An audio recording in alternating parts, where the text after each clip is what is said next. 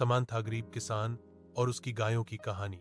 एक समय की बात है, पहाड़ों के बीच बस एक छोटे से गांव में रामू नाम का एक गरीब किसान रहता था।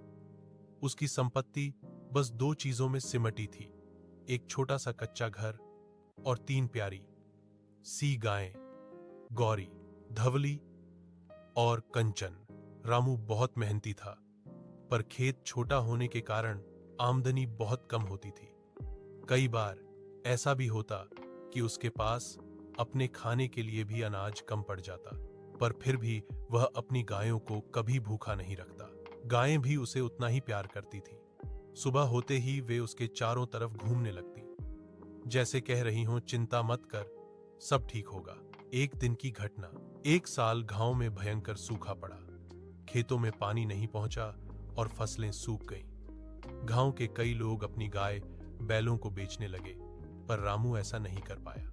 वह बोला, गौरी, धवली और कंचन मेरे परिवार जैसी हैं। मैं इन्हें कैसे बेच दूं?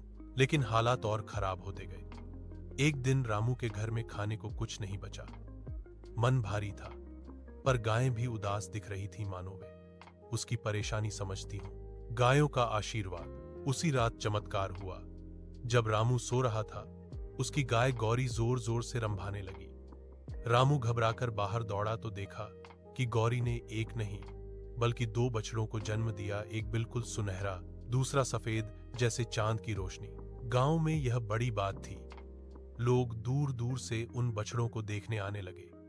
धीरे धीरे रामू के पास दुधारू गायें बढ़ी। दूध बेचकर उसकी आमदनी भी बढ़ गई। कुछ ही महीनों में वह गांव का गरीब नहीं बल्कि सबसे खुश और संतुष्ट किसान बन गया। Had always thought her family's home was ordinary, nothing special.